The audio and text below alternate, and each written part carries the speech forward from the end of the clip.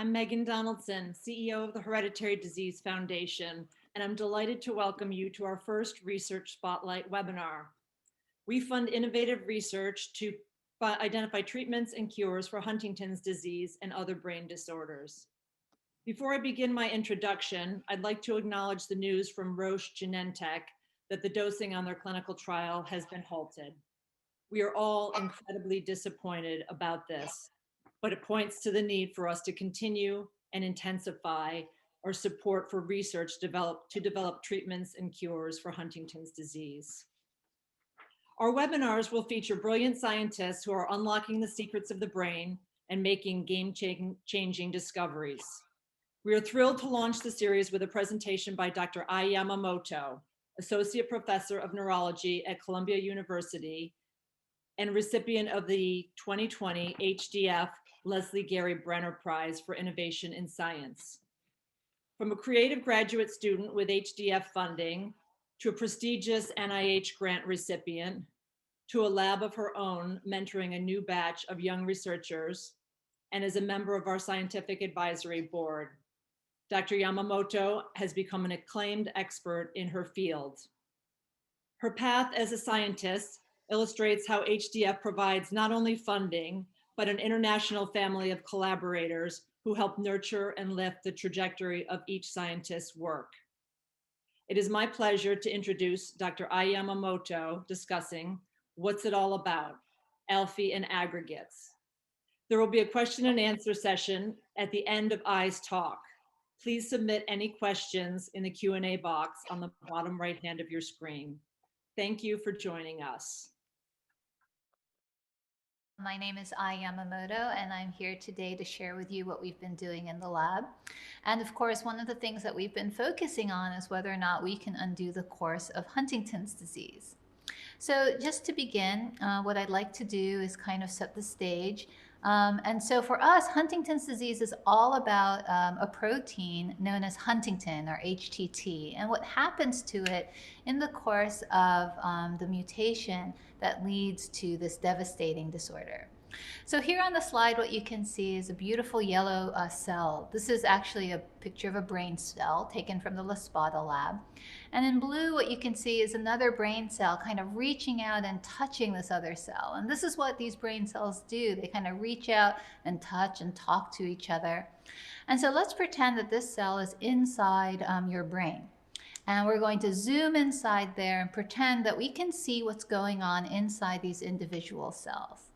And here inside the cell, you can see this big circle in the middle, and that is known as the nucleus. And the nucleus is the place where all the blueprints for the various machines that do the things inside the cells that make the cell be able to do what it does resides. And in there resides the blueprint for this very important protein, Huntington, or HTT, here in green. And Huntington is an essential protein. That means that it's necessary for life, and it helps to make the brain work properly. Now, in the brain of people with Huntington's disease, there's a little bit of an error in this blueprint that makes HTT and makes a different form here in pink that I've called toxic HTT. Now, that might be a little bit of a cruel thing to do. I mean, this form of Huntington is actually doing a lot of the things that normal HTT can do, but it's just gained a new personality, as it were. It does things that it wouldn't normally do. And one of the things that it does is it becomes very, very sticky. It's sort of like if you walk through a briar patch or something and you try to avoid all of the thorns and everything, but you can't. It just keeps snagging your clothes.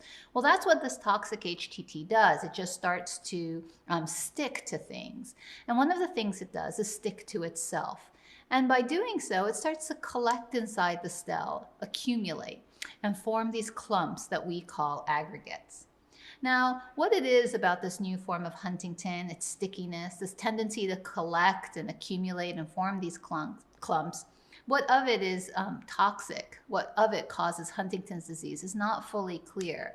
But what we know is that something poisonous happens, ultimately leading to the demise of these cells.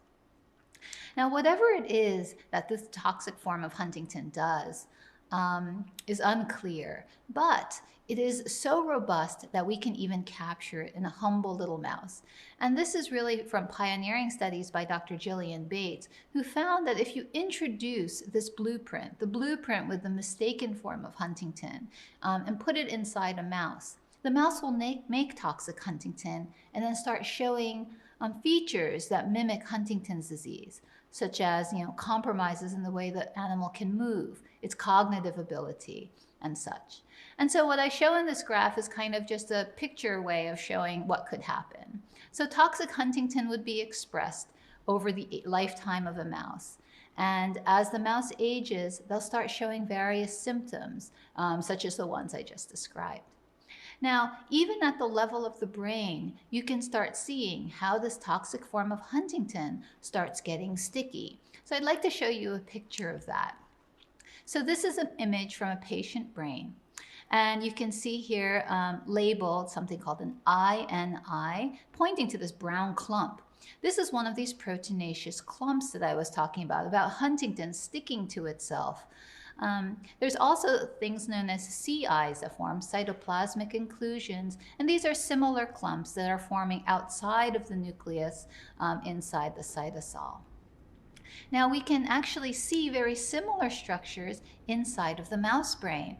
So here is a picture of that with the black showing these INIs, intranuclear inclusions, these clumps that are forming inside of the nucleus where all the blueprints reside. And in red, these cytoplasmic inclusions, these clumps that are forming throughout the other parts of the cell. So as I mentioned, we can capture all of these features in the little mouse. And because of these studies by Dr. Bates, we were able to really propel how to study the relationship between this toxic form of Huntington and these symptoms that are associated to Huntington's disease. And so way back when, over 20 years ago, when I was a graduate student in the laboratory of Renee Hen, together with a postdoc named Jose Lucas, we created our own mouse model to try to understand the relationship between toxic Huntington and these symptoms. And to do this, what we did was simply put a little switch, an on-off switch, right in front of the Huntington gene. And what we had found, of course, is that if the gene is on, this toxic Huntington is formed and the mouse gets sick, much like Dr. Bates' study. But of course, we were able to turn the switch off. And when we turned the switch off in mice that were already showing symptoms, the mouse got better. So this finding really set up the question of how did it happen, and can we figure out what happened so we can bring this about to patients? Well, one of the things that happened was the clumps.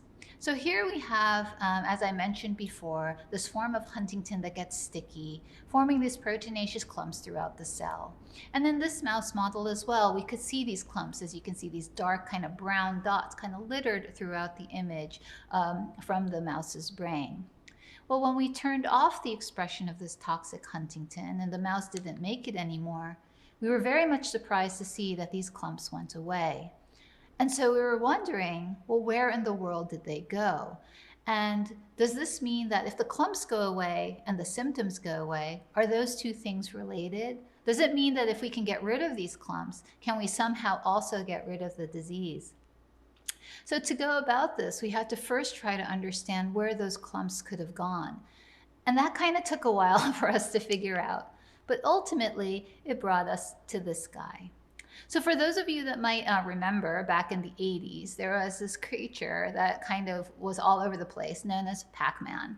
So Pacman is this creature that lives inside of a dark box and goes around and gobbles things up and eats anything in its path. I wonder if it would surprise you to tell you that we actually have a Pacman-like thing in every single cell of our body. Of course, we don't call it Pacman, we call it autophagy.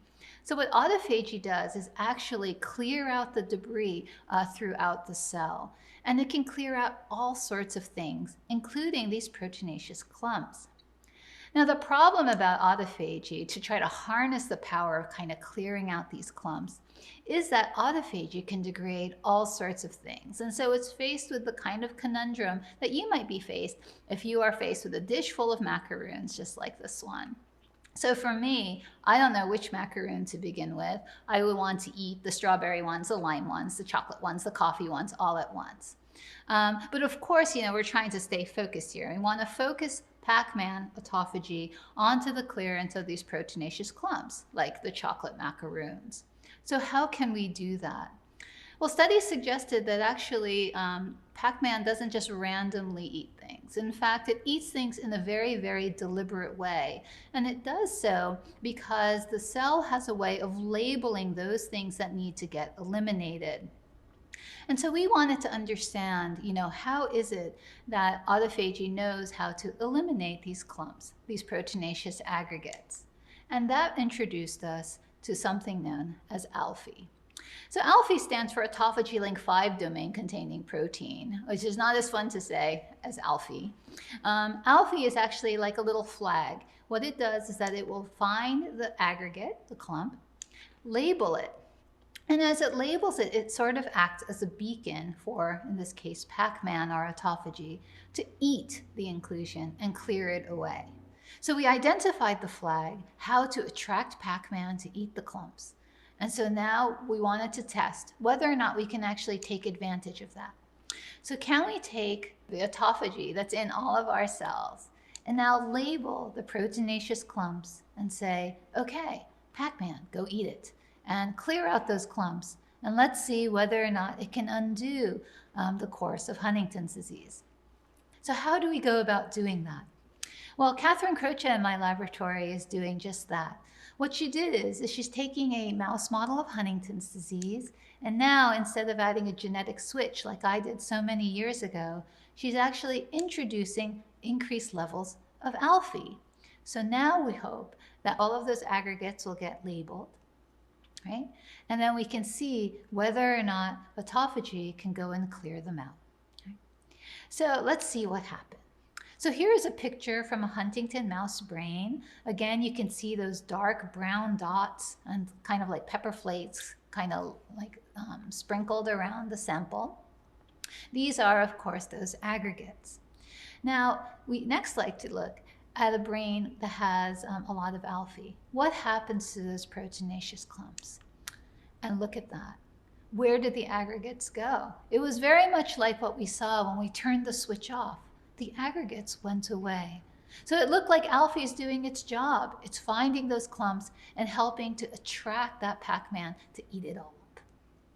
All right, so mission 1 was accomplished. We can clear out the inclusions. But of course, the reason we wanted to do this to begin with was to see whether or not we can have any impact whatsoever on those symptoms that are associated with Huntington's disease.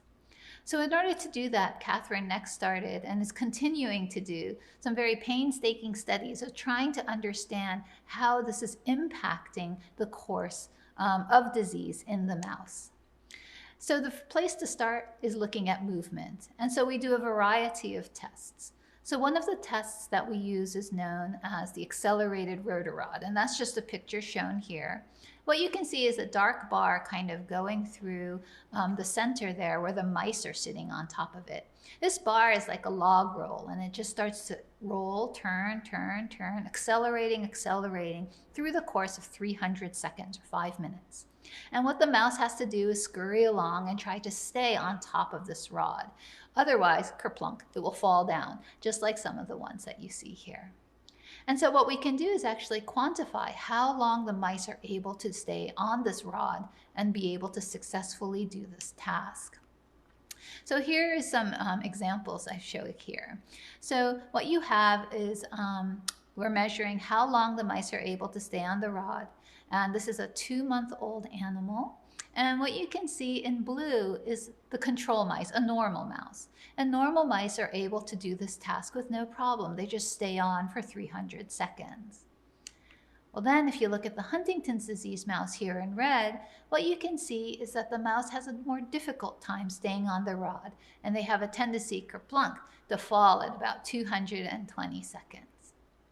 Well, now what happens if the mouse has Huntington's disease, but also expresses a lot of ALFY? Remember, these mice have fewer clumps in their brains. Does this have any impact whatsoever on the movement?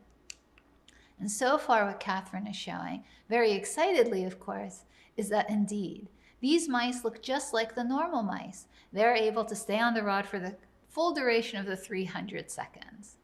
Now, we don't only look at this at one age. Catherine's been looking at this continuously across many ages. And I hope you can appreciate that if you look at the green line, that they are able to look just like the blue line. That is to say that the Huntington's disease mice with a lot of ALFY look just like normal mice and are not showing the motor symptoms that we see in the Huntington's disease mouse. Now, this is already very exciting, but as scientists, we tend to be very, very cautious with our conclusions. So we had to, of course, do another test. And luckily, it's a relatively simple test. It's known as the open field. The open field is literally a box, and inside the box, you put a mouse, just like I show here. And what we do is we just measure how much it runs around the box, explores the box, to try to get a sense of how well it can just simply walk around in its environment. Here's an image just depicting some of the data we have so far on that. Here again in blue are the normal mice, and they tend to walk about 8,000 centimeters over the course of 2 hours. That's a lot for a little old mouse. Now in the Huntington's disease mice, they still can move around, but they move around a lot less, closer to about 6,000 centimeters. And so what happens if we have ALFY, the mice that can do the accelerated rotarod, the mice that have fewer clumps in their brains? Well, in this task, they don't do as well as the normal mice, but they sure do a lot better than the Huntington's disease mice, suggesting that ALFY seems to have an overall impact on the way the animal is able to move. That somehow, in the absence of these clumps, these mice can move very much like control. So if I take it back now to this graph that I've been showing you, what we think is happening is that in the presence of ALFY, even though toxic Huntington is continued to be expressed, the clumps go away thanks to ALFY, thanks to that Pacman that can gobble those things up. And then when it comes to the actual symptoms that we've measured so far, it's significantly delayed. And when we do start seeing it, we anticipate that we'll see a very, very blunted symptomatology. Of course, it's going to take a while before we can really complete our studies to see the life cycle of this mouse. But so far, we're very excited about how promising it looks. Now, this in and of itself is very exciting for our Huntington's disease research. But I wanted to just simply raise a point that there is more to this than just Huntington's disease. The appearance of these abnormal proteinaceous clumps, the accumulation of protein, is something that we see across a lot of different diseases, from Parkinson's disease, ALS, and Alzheimer's disease. This is just a mosaic I like to show of various images I've taken from different sources, showing how these proteinaceous clumps can be found in different diseases of the brain.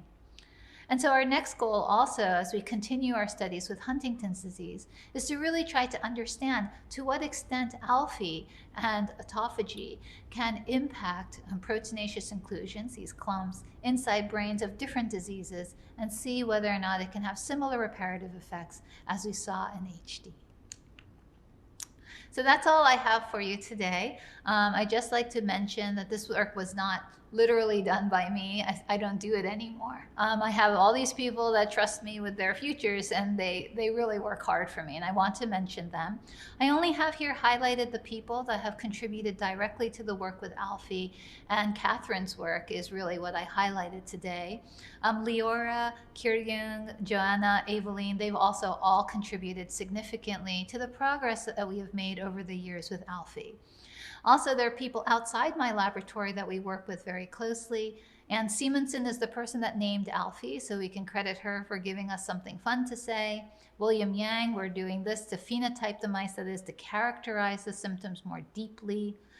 David Hausman, Nancy Wexler, Jean-Paul von Sattel, where we're actually looking at how ALFY might be impacting age of onset in HD patients. And Bev Davidson and Frank Bennett represent a new line of work where we're trying to actually augment ALFY therapeutically in people. Thank you very much. So thank you very much, for that outstanding presentation. We have quite a number of questions here. And I'd like to start with the first question that someone wrote that's not directly related to your presentation, but I did want to just address it in case anyone else is thinking about this. The question is, I'm not sure if this is the right forum for this, but I'm coming close to early onset age with Huntington's in my family. What is your recommendation for testing, and are there any benefits to finding out early?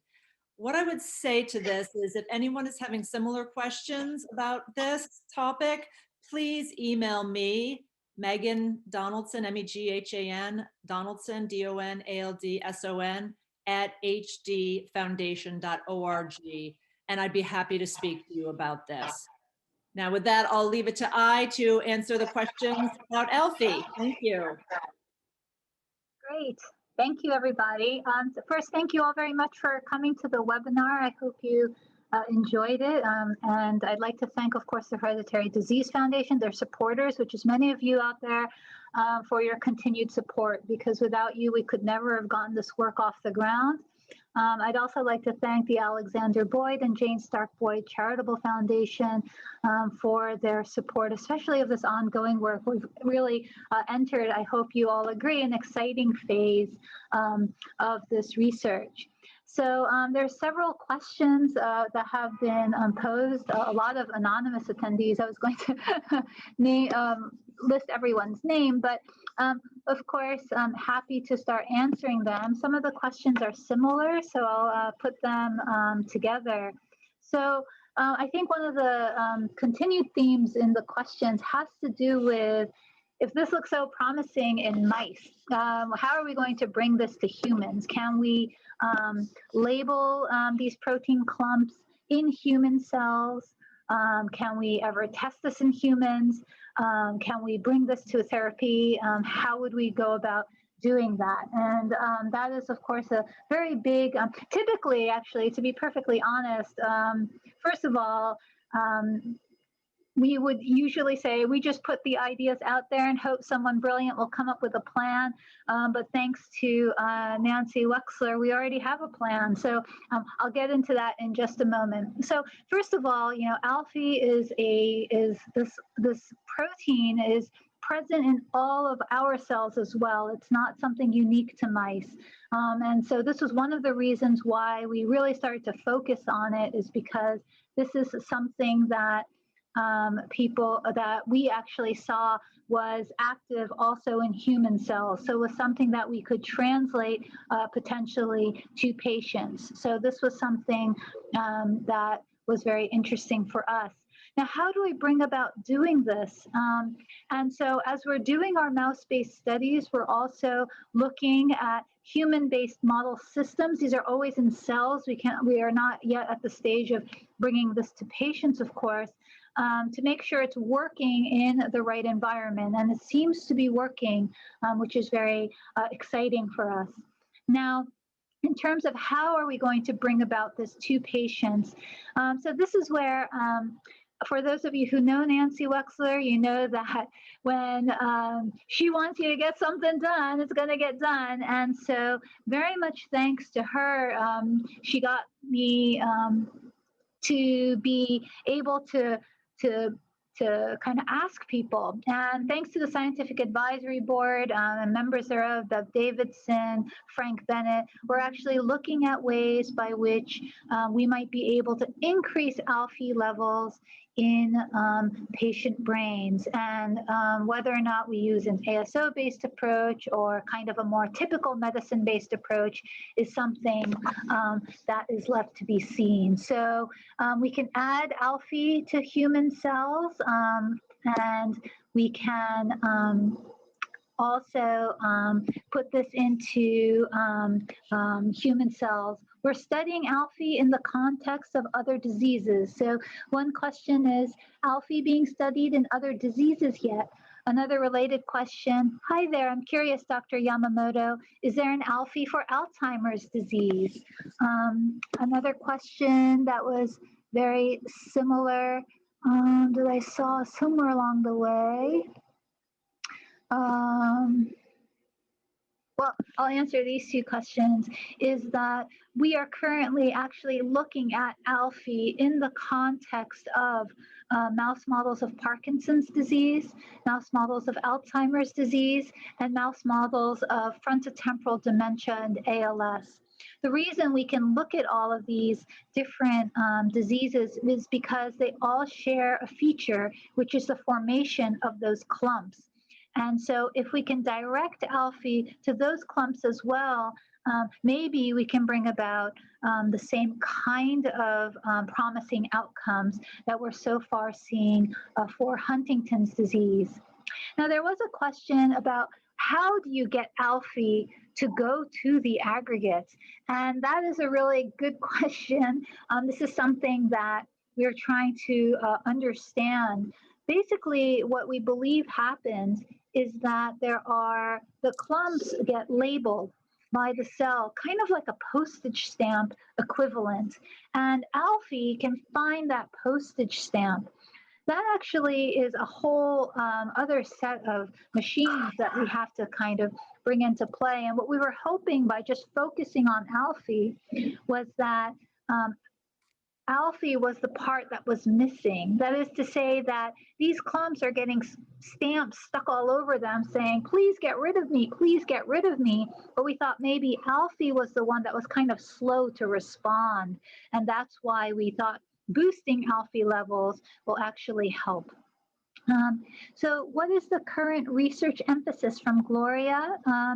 Well, the current research emphasis is really about trying to understand if increasing these ALFY levels can indeed drive not only the kind of phenotype, the change in behavior, the positive change in behavior we see in Huntington's disease, but we want to understand that more deeply, right? There's always a question, how much of the mouse really mimics what's happening in patients.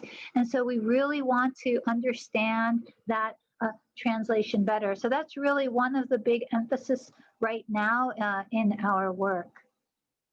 Let me see, the questions are starting to come in.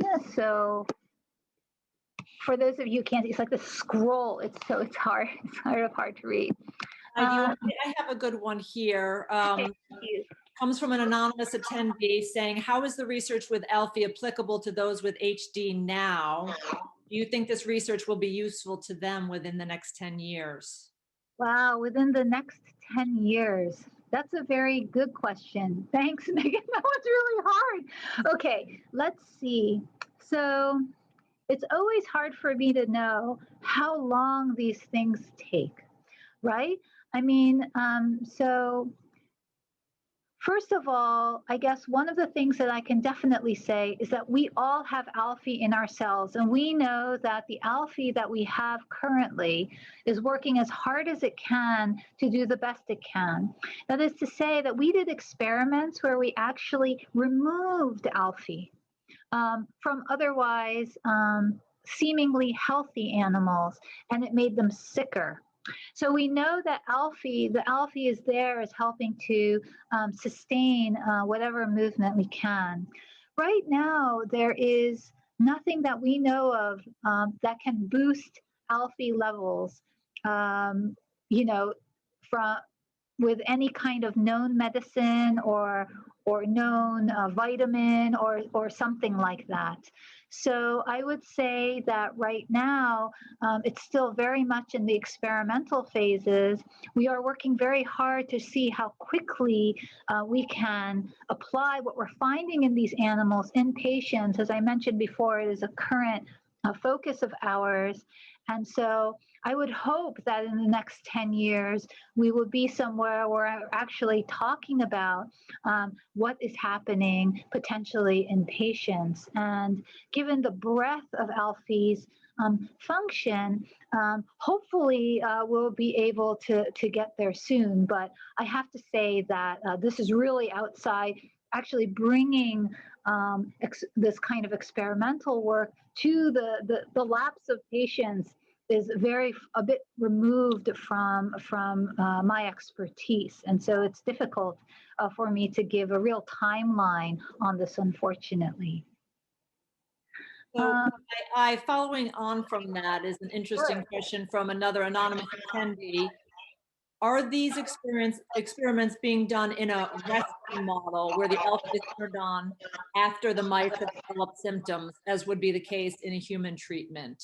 Yes, so those experiments are currently ongoing. So Catherine Croce in the lab who's leading these experiments, who's wonderful, by the way, she is currently doing experiments where she's taking mice and waiting for them to have clumps in their brains, especially, and then turning on ALFY, right? And using our genetic tricks. This is not with a medicine, but with a genetic trick to see whether or not it can affect change. Of course, these are the kinds of experiments we would like to do because, of course, this is how we would envision a therapeutic being used. And so this is how we're trying to address these questions in a way that we know best.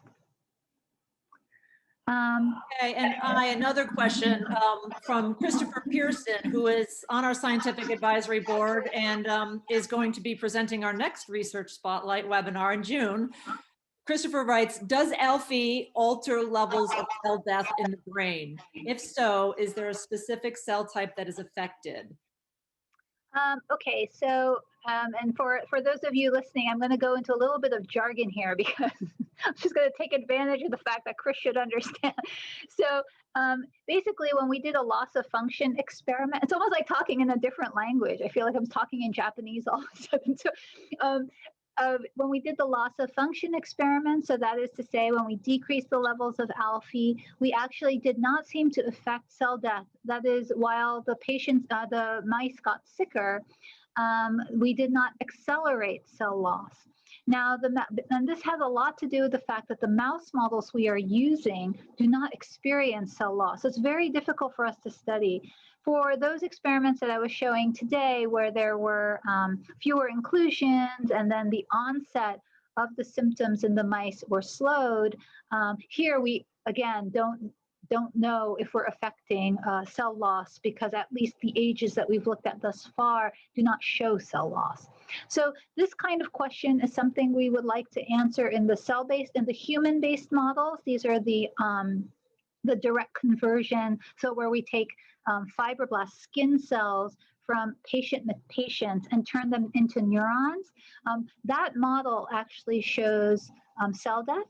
And we are trying to figure out a way to administer ALFY to those cells to see whether or not we can affect cell death. So I can't answer a question about cell type specificity, but hopefully we'll be able to with the direct conversion based model.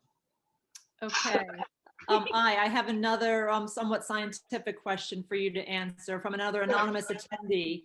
Is there any evidence from the human GWA studies that variation in ALFY affects the age of motor onset? Yes. So this is the very exciting work by David Hausman, Nancy Wexler, Jean-Paul Bonsatel in collaboration with the New York Genome Center, turning to one of our most precious resources, which is, of course, the Venezuelan cohort. And there, I mean, it's like unbelievably enough, but really what really galvanized our work and gave us kind of the courage to really go after this full throttle had to do with the fact that it was found that in patients, ALFY, like all proteins in everyone's body, can be slightly different. They're called variants. They're slightly different from one person to the next. And there was a group of patients in the Venezuelan cohort that actually showed a variant of ALFY, and ALFY that was slightly different. I mean, super slightly different, that actually had a delay of onset. So instead of, say, at 40 years of age, had the disease onset at 50 years of age, average age of onset delay of 10 years. The maximum delay age of onset was 23 years. So this is what really got us excited, because we were like, oh my goodness, sometimes when we do experiment at a bench and play with mice all the time, we start losing track of, what's real, and because we hope so much of what we're seeing is real. this was what we call independent confirmation, you know, a study outside of our realm telling us that we're onto something. It looks like, and Catherine's also exploring this, how does that little change boost the way ALFY can work? Is something that we're exploring currently, because this is really going to give us insight into how we can potentially increase ALFY in patients. So yes, the GWAS studies were very valuable to us. Okay, thank you for that. I hear a couple more related questions from two anonymous attendees. If we already have ALFY to clear the aggregates, why did they form to begin with?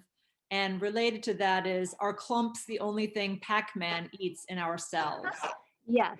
So, so for the first question, yes. So basically what we know is that if we didn't have ALFY, the clumps would form a lot sooner, and we would patients experience symptoms, we would argue, sooner. That is to say that the ALFY we currently have working in our brain works for as long and as hard as it possibly can. But somehow, Huntington's disease is stronger than ALFY. That's why we need to kind of give ALFY a boost. I don't know, a Superman cape, something to help it work better. But what's promising is that there's something in there that's already working, and we can potentially take advantage of it. Now, of course, ALFY shuttles the aggregates to Pacman, says, Pacman, eat me. Well, we have to tell Pacman to eat the aggregates, the chocolate macaroons, because actually Pacman likes strawberry macaroons, lemon macaroons, all sorts of macaroons. That is to say, Pacman goes around because it is important in keeping our cells nice and clean and healthy. It has to clear out all sorts of other things. And so in essence, what we've been what Pacman can do is eat other things. And that's why we have to boost ALFY and say, actually, you have to like the chocolate macaroons a little bit more. We, of course, don't want to distract Pacman. Pacman needs to do its other things as well, because that's also very important. But we know that for some reason, those aggregates are much of a distraction for our brain cells. And so we're trying, by maybe just making them like chocolate a little bit more than strawberry, maybe we're hoping that that's really what's affecting change in these brains. Okay, thanks for that. Another quick question from an anonymous attendee. What was the HTmouse used in these studies? Oh, wow. We used a couple of mouse models. So for the slowing, so for the elimination of the aggregates and the slowing on the behavior that we showed in the video, we used the mouse model known as the Borchardt model, the N171 model, which is a fragment model, which uses only a portion of ALFY.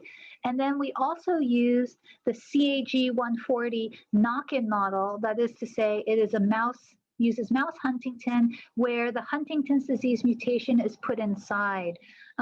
There are experimental subtleties as to why we use both models, but what's very exciting is that ALFY seems to be able to work in both situations, which was very important because, of course, in patients, one could argue we could see one, if not both of those forms of the protein. So we wanted to make sure that ALFY can act on both.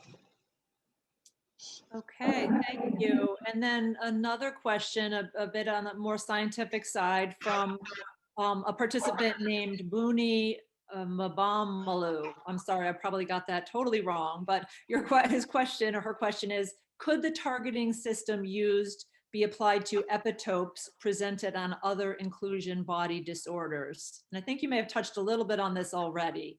Yes, so we think so. So what we do know is that, like, what we've tested explicitly is we've looked at Huntington's disease, like polyglutamine inclusions, and we've looked at alpha-synuclein-based inclusions. And ALFY seems to be able to work in both in cell-based systems. For synuclein, we are now looking in the adult brain, so in the mouse brain. So we're doing this in mice.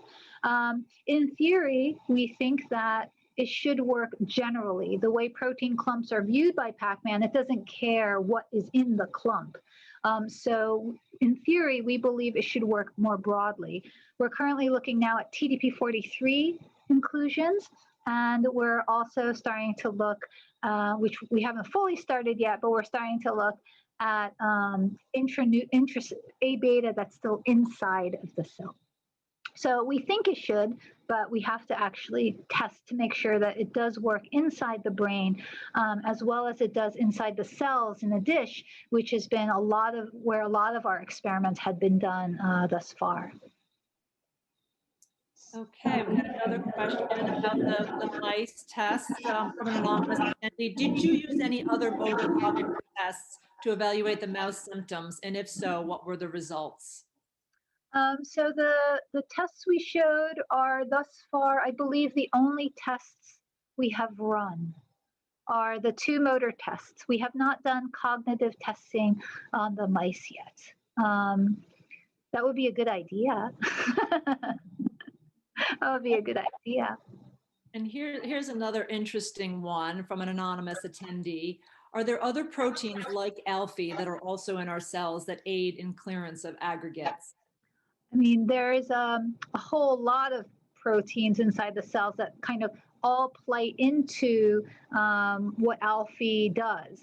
However, in terms of actually working like ALFY, people have looked at, there are a couple of proteins that might work like ALFY, and at least for a couple of, at least one of them in cell-based systems, it doesn't seem to work like ALFY in the sense that if you eliminate the proteins, they all cause more aggregates to form and accumulate inside the cells, just like ALFY. But what set ALFY apart in our very early studies is that if you increase levels of other proteins, it doesn't seem to affect the turnover. That is to say, it doesn't seem to drive Pacman to eat the aggregates faster or more. It doesn't increase its preference for chocolate macaroons, as I like to say. So, ALFY was unique in that increasing its levels is what actually drove the elimination of the clumps. And that's why we've focused on it. But I'm always, never one to kind of rule out the possibility that there's more than one way to shoot a duck or whatever is the metaphor. Maybe not a duck. I don't mean to kill any ducks, but whatever is the expression. But as far as we know, we've only, in the screens we used, only identified ALFY. It was a factor that made it stand out. Okay, thanks for that, We have another question from Casey Fox asking, is ALFY a large molecule and therefore difficult to increase its concentration in the brain? Is that one of the reasons that it isn't closer to being used as a drug therapy at this time? Oh, hello, Casey. So thank you for a very, very good question. In fact, ALFY is very big. This is one of the reasons why, we're trying to think of alternative ways to increase the levels of ALFY in the brain. We can't just put it in because it is very big. And, this is why, with Nancy's help, and of course, I'm sure they would have helped anyway. It's just that I guess I was a little shy. But, with the help of Doctors Bev Davidson, Frank Bennett, I get to use their brain power to help, figure out how it is that we might be able to tell the cells themselves to actually make more ALFY. And this might be one of the more effective ways to actually boost the level of this very large protein. I do want to address a question. I think it just happened to be floating in front of me by Sandra Fienko, which I think is an interesting question, as many of the others have been. Is ALFY labeling other/physical proteins for autophagy? And could this contribute to possible adverse effects, right? We've only talked about, how increasing ALFY can be good, could increasing ALFY be bad? And, this is something that of course, we are very concerned about, right? If Pacman goes around eating a lot of other things, and this is where I could think it could potentially be bad, that first ALFY might distract Pacman from doing what it needs to do. And that could be adverse. It could cause, just garbage to start piling up in the cells and then affecting cell function. The other thing, though, is of course, ALFY might call other things chocolate macaroons, right? Call things that the cell actually needs and make Pacman eat those things by accident. So these experiments that we're doing in mice, where we're increasing ALFY levels in mice, I think is the most telling. So far in on Catherine's experiments, where she's increased the level of ALFY in the entire body from the beginning of time. She's also doing it later in life. So far, these animals of just higher ALFY levels are not showing any issues. They are not showing any signs of stress, discomfort. They are aging apparently normally. They're breathing normally. They're behaving normally. So it looks like while the possibility is always there, at least in the approaches we have used thus far, we are not seeing any detriment in the presence of increasing ALFY levels. But in all fairness, understanding how ALFY works, what ALFY does inside the cell is still actually quite early science. It's not very well studied. And so there's still a lot to be learned in that regard. So thank you for the question. Okay. I had another couple of questions about CRISPR. Here we go. One from an anonymous attendee who writes, I know research is slow on this disease as my mother passed away from it 21 years ago. How does CRISPR factor into experiments? And then related to that is one again from Booney Mabambalu. As a CAG expansion disorder with anticipation becoming significant around 40 years, as you said, would it be possible to utilize embryogenic CRISPR to delay presentation of this glutamate channel disorder? Okay, so for the first question, can CRISPR somehow play a role in this? So I guess, the way I would answer this question is that it will go to those experiments looking at what I was referring to earlier when someone asked about the GWAS studies about ALFY. And I was talking about how in the Venezuelan cohort, there were a group of patients that had a change in ALFY, a small change, but that a single nucleotide change, as small as you can be, and that was sufficient to potentially boost ALFY function. So one place where CRISPR could play a role is to make that little change in ALFY, right? And if in fact that change is sufficient to drive ALFY, increase the way ALFY works, that's somewhere where CRISPR could play a role. Now, as to the second point in CRISPR and kind of like eliminating the CAG and embryogenesis, because this is where I think that's what the question was asking. I mean, I guess in theory, I think embryogenic CRISPR, there are a lot of other concerns and ethical concerns that are related. And this is really, I have to say, outside of my wheelhouse, because this is a technology that we actually are not using regularly. We kind of use more traditional approaches, so that as we are not developing CRISPR-based approaches. So as I said, we just put the information out there, and so if there's someone that can do it, please go do it, because we can't do everything ourselves. Okay, and I have Thomas Vogt from CHDI who asked a question. Hi, Tom.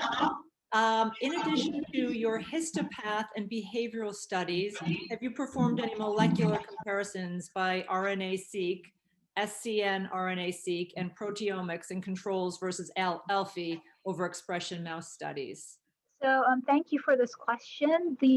So we are collaborating actually. So the reason we're using the CAG140 mouse model has to do with the fact that we're collaborating with William Yang, who has of course done a huge study characterizing the impact of the trinucleotide repeat expansion in Huntington mouse models, and really using the full panel of omics-based approaches to characterize the impact of potential variants and modifiers on the transcriptomics and proteomics of HD.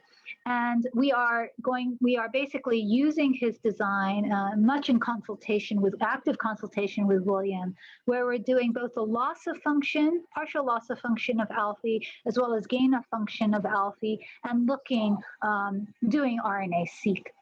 Now, one of the things that we have some hints that the impact that we are having on the HD phenotype in these mice is beyond just the histopathology and the behavior. But those studies are really early going, and we would like to do kind of the full-blown RNA-seq. And I believe Catherine has finished collecting the samples so that we can do so, or we're almost there. I don't want, if Catherine's listening, I don't want her to like die of a heart attack because I just said that she did more than I claimed. Sorry, Catherine. We're in process, that's for sure. And so we should be getting the RNA-seq data soon. Okay, I think we're going to need to wrap it up. We've got about 5 more minutes. Do you want to just take a quick look and see if there were any questions that you would like to address before we wrap it up? Sure, there was just one quick question, because I do like to say, there are possible issues. There is a question by an anonymous attendee. Were there any mouse models where ALFY did not work? Of course, we always focus on the positive data, but so far, no. But that's because we've only done it on the models that I showed. So there's still plenty of room for failure, I guess. Those are scientists, we kind of prepare ourselves for failure. It's something we train. And then there was another kind of technical question. Jihui Zhu, what kind of cells, for example, astrocytes or microglia, are important for the ALFY mice clear misfolded proteins? And I would say that it's within neurons. It can also be through microglial engulfment or potentially autophagy in microglia, as well as potential autophagy in astrocytes. We still don't know, but ALFY is expressed in all of the cells, and our experiments are also targeting all neural cell types and not just neurons. There are a lot more questions, but I think it's just like lots of them. I'm happy to answer them offline if people would like. So if there's a mechanism by which that is possible, I'm happy to do so and address any of those questions as well. Yes, if anybody would like to send additional questions, you can send them to me, Megan, MEGHAN, Donaldson, @hdfoundation.org. And I can pass them along to Dr. Yamamoto. So just one last question that I'd like to address, especially given the news from Roche and Genentech. I just want to put it out there. It's from Robert Burgess. Robert, thank you very much for your question. If a trial has risk, but the risk is greater to live with Huntington's without any treatment, shouldn't a patient be able to choose to get treatment now? I think that's an excellent question, and thank you so much for asking it. It's a very difficult question for us to address, and in light of everything, the news last night, I think we just have to wait and see what happens with all of the data from that trial. And there are lots of other trials that are continuing to go forward, and let's just hope that those have good results and that we'll find some good results from the Roche Genentech trial. I think that's something that I would recommend you discuss with your family and your doctor and your genetic counselor. Did you want to add anything? No, that sounds great. Yeah, I'm also anxious to understand what happened with Yes, this I trial. think So we all are, and hopefully we'll get some more information soon. But to wrap up, the Hereditary Disease Foundation would like to thank Triplet Therapeutics for underwriting our Research Spotlight webinar series, and also Novartis for sponsoring today's webinar. We'd especially like to thank Yamamoto for her incredible research and the time that she's graciously spent with us today. Thank you also to I's colleagues, especially Catherine Croce, who has performed much of this work that I discussed today. With the valuable insights that we gain across the medical and biological professions, we're better able to serve victims and other families of Huntington's disease and so many other brain disorders. Thank you also to all of today's attendees for meeting, learning, and sharing with us. To continue our Research Spotlight webinar, we will be hosting our next one on June 15th, noon Eastern, featuring Dr. Christopher Pearson of the Hospital for Sick Children at the University of Toronto. Registration is open, www.hdfoundation.org/webinars. Thank you again, for this incredible presentation, and thank all of you for joining us and for asking your excellent questions. great. Thank Yeah, you. thanks for having me. This was a lot of fun, everybody. Thank you.